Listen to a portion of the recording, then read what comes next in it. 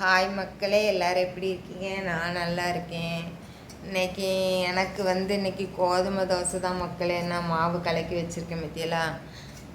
ஏன்னா மீன் குழம்பு இருந்துச்சா, அது ஒன்று இட்லிக்கு நல்லாயிருக்கும், இல்லை கோதுமை தோசைக்கு நல்லாயிருக்கும். என்கிட்ட இட்லி மாவு இல்லை, அதனால் கோதுமை தோசைக்கு கலக்கி வச்சுருக்கேன் மக்களே. எனக்கு இது அப்புறம் பசங்களுக்கு கேரட் சாதம் செய்யலான்ட்டு இருக்கேன். இந்த கேரட் சாதம் ஒரு டைம் நான் டயாலிசிஸ் கொண்டு போய் எனக்கு பிபி லோவாகிட்டு பார்த்துக்கோங்க. அதனால் கொஞ்சம் பயமாக இருக்குது. அதுக்கு இந்த கோதுமை தோசையே சட்னி ஏதாவது வச்சு கொண்டு போயிடலான் இருக்கேன். இல்லைன்னா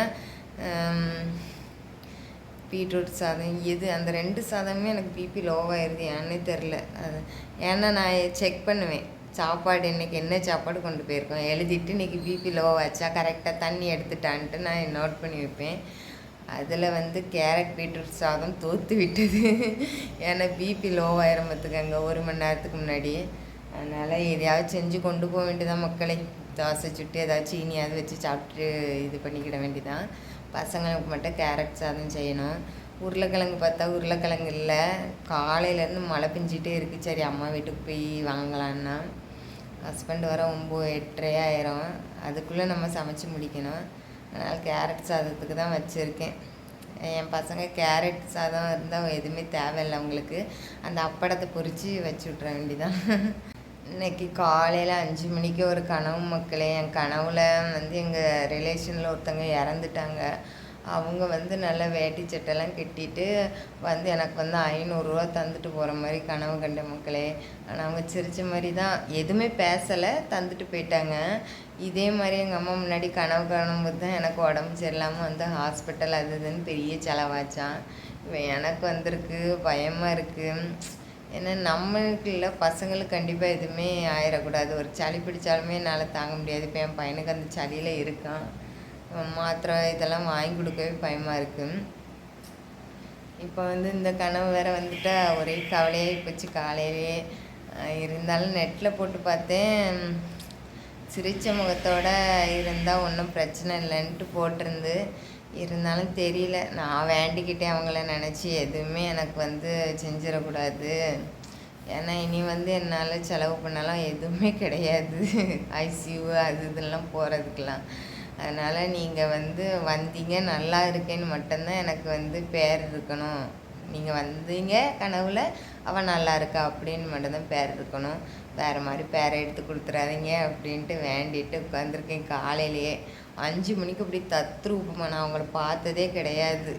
அவங்க இறந்து ரொம்ப வருஷம் ஆயிடுச்சு, பார்த்ததே கிடையாது. இன்றைக்கி அப்படி காலையிலேயே 5 மணிக்கெல்லாம் இந்த கனவை கண்டுட்டு உட்காந்துருக்கேன் மக்களே. பார்ப்போம், நான் கும்பிட்டுருக்கேன் எதுவுமே செய்யக்கூடாதுன்ட்டு, ஒன்றும் செய்யாதுன்னு நான் நினைக்கிறேன் மக்களே. மக்களே கேரட் சாதம் செய்வோமா? நான் இப்போ கொஞ்சமாக எண்ணெய் ஊற்றிருக்கேன். ஒரு சிஸ்டர் சொன்னாங்க எந்த சாதம் செஞ்சாலும் கொஞ்சமாக சீரகம் சேர்த்துக்கங்க அப்படின்ட்டு. இப்போ நான் எதை இது பண்ணாலும் சீரகமும் கொஞ்சோண்டு பூண்டும் சேர்த்துக்கிறதுங்க. அதனால் செய்ய போகிறேன் பாருங்கள். ஆயிலை கம்மி பண்ண சொன்னீங்க. எனக்கு முன்னாடியெல்லாம் ஆயில் கொஞ்சம் அதிகமாக சேர்த்தே இப்போ தான் ஏதோ கொஞ்சம் கொஞ்சமாக கம்மி பண்ணிட்டு வர மக்களே. அப்படியே பிக்கப் பண்ணிக்கிட வேண்டியதான். ஃபஸ்ட்டு கடுகை போட்டுக்கலாம். கொஞ்சமாக சீரகம் போட்டேன். இதில் வெங்காயம், பச்சை மிளகாய், கொஞ்சோண்டு பூண்டு நறுக்கி வச்சுருக்கேன், அதையும் ஆட் பண்ணிட்டேன்.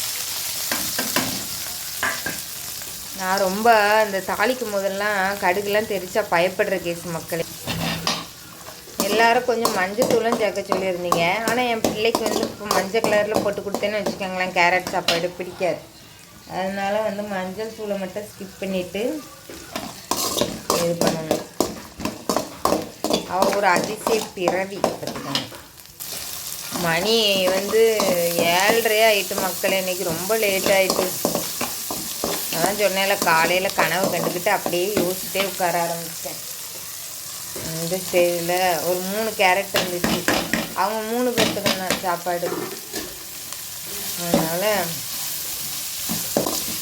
கொஞ்சமாக கேரட் போட்டு லைட்டாக தண்ணி தெளித்து வேக வச்சிட வேண்டியதான் மக்களே.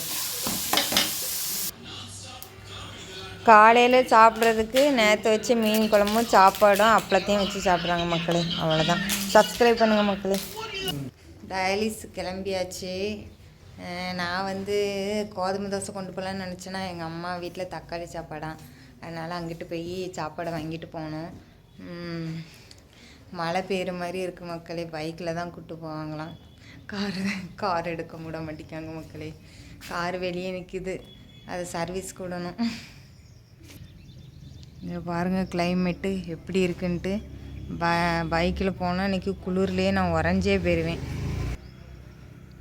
இந்த மாடு மேய்க்கிறதெல்லாம் பார்த்தா நானும் எனக்கு மாடு வாங்கி வளர்க்கணுன்னு ஆசையாக இருக்குது மக்களே.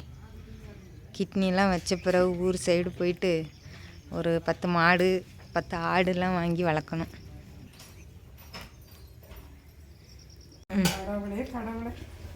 போடுங்க தாய், போடுங்க சாப்பாடு.